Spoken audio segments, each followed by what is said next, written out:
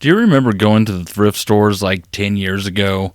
Or even like 15 years ago? Back when you could find a ton of video games for super cheap. I couldn't even go to a thrift without tripping over a box of NES games for a couple bucks a piece. But now that everyone has jumped on the retro train and the world is going through some shitty times, thrift store finds don't happen as often as they used to. So if I see something even remotely interesting for a reasonable price, I buy it. So that leads me to the 620-in-1. It was actually hanging out in the toy aisle for $10, but the sticker color was the half-off sticker that day. Since it was only $5, I decided to take a chance on it.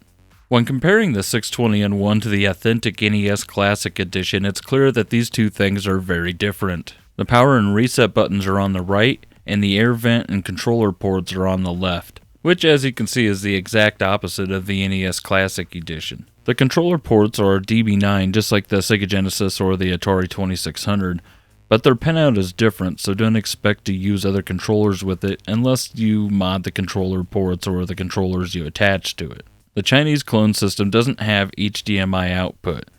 Instead, it has composite video that goes out through a 3.5mm jack. Like the NES Classic Edition, it runs off of 5 volts from a micro USB. Both the 620-in-1 and the NES Classic Edition are super lightweight, but the 620-in-1 is a little smaller and a little lighter. The build quality of the 620-in-1 is very poor and feels very cheap in my hands. The controllers are also super cheap feeling. They have 4 action buttons, 2 of which are rapid fire buttons, then the select and start buttons. Initially the controllers don't look too bad, but the buttons feel cheap to the point that you're going to push them into the controller for normal use. The wire they used is super short and thin.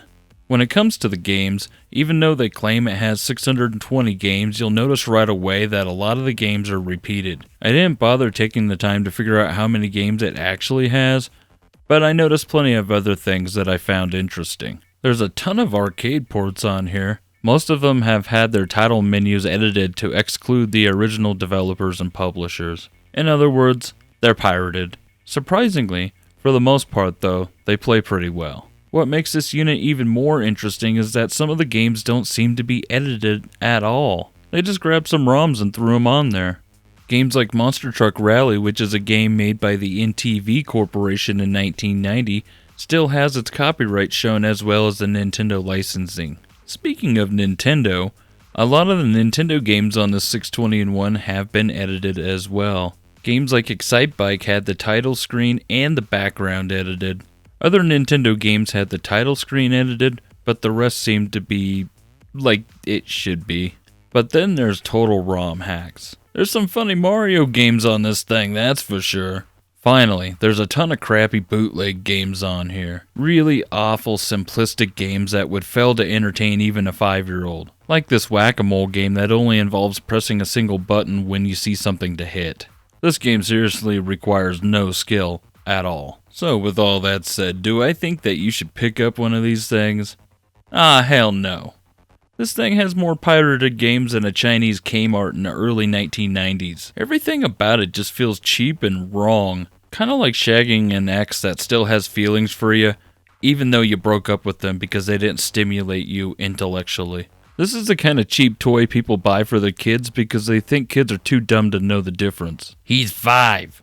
He's entertained by anything. He doesn't know no better. He wasn't alive in the 1980s. But the truth is, little Jimmy isn't 5. He's 10.